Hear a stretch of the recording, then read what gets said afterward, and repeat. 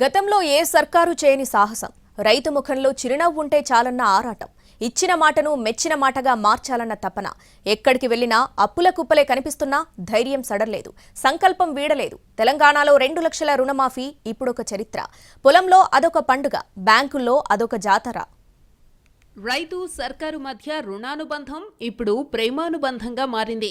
ఇచ్చిన మాట ప్రకారం తెలంగాణ సర్కారు రైతు రుణం తీర్చుకుంటోంది.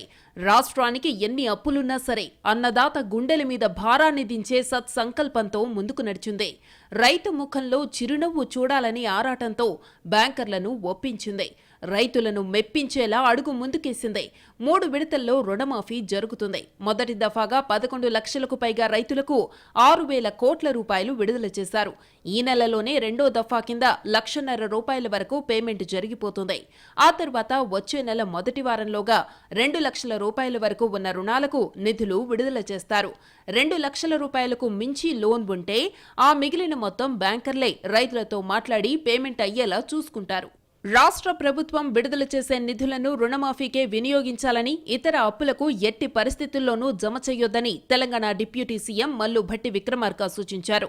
ఈ విషయంలో రైతులను ఇబ్బంది పెట్టొద్దన్నారు. వ్యవసాయ శాఖ మంత్రి తుమ్మల నాగేశ్వరరావుతో కలిసి ప్రజాభవన్లో బ్యాంకర్లతో ఆయన సమావేశం నిర్వహించారు. ఈ సందర్భంగా వారికి కీలక సూచనలు చేశారు. రైతు రుణమాఫీ దేశంలోనే చారిత్రాత్మక నిర్ణయమని డిప్యూటీ సీఎం అన్నారు. 2 లక్షల రూపాయల రుణమాఫీ పథకం ద్వారా ఒకేసారి 31,000 కోట్లు ఏ రాష్ట్రంలోనూ మాఫీ చెయ్యలేదన్నారు. బ్యాంకింగ్ చరిత్రలోనే ఇది తొలిసారి కావచ్చన్నారు భట్టి విక్రమార్క.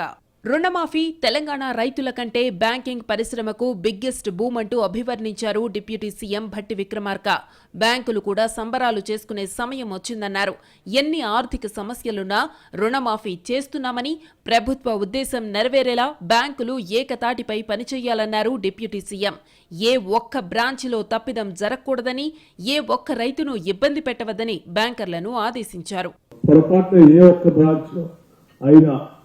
ఏ ఒక్క రైతు డబ్బులైనా రుణమాఫీ కోసం వేసిన దాన్ని అతనికి మొత్తం మాఫీ చేసి తిరిగి లెండింగ్ చేయకుండా దాన్ని ఇంకో దానికోసం ఆయనకి ఏదో లోన్ ఉందనో ఇంకేదో ఉందని దానికి జమ చేస్తే మొత్తం చేసిన పని అంతా కూడా ఆ ఒక్క ఇన్సిడెంట్తో రాంగ్ రిపోర్టింగ్ జరుగుతుంది. 2 లక్షల లోపు రుణమున్నా, ఆపై 20,000, 30,000 అదనంగా లోన్ ఉన్నా అంతా ఒకేసారి క్లియర్ అయ్యేలా బ్యాంకర్లు చొరవ చూపాలని మంత్రి తుమ్మల అన్నారు. రుణం మొత్తం మాఫీ అయిందన్న భావన రైతులకు కలగాలని ఆయన చెప్పారు. రాష్ట్ర ప్రభుత్వం, ముఖ్యమంత్రి గారు, భట్టి గారు కూడా స్పష్టంగా చెప్పారు, రైతు కుటుంబాలని మేము రుణవిముక్తులు చేస్తాము. 2 లక్షలు 10,000 ఉన్నా, 20,000 ఉన్నా వాళ్ళ దగ్గర మీరు జమ చేసుకుని 2 లక్షలు ఇవ్వమని చెప్పాం. ఎందుకంటే అతను పూర్తి స్థాయిలో విముక్తులు కావాలి. అతనికి రుణం లేదు అనేటటువంటి భావన ఆయనకు కలగాలి.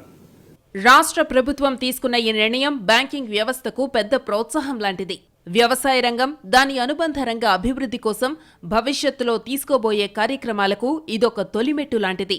దీనిపై జాతీయ స్థాయిలో చర్చ జరగాలని, ఎంపీలంతా పార్లమెంటులో ప్రస్తావించాలని కాంగ్రెస్ ప్రభుత్వం భావిస్తోంది.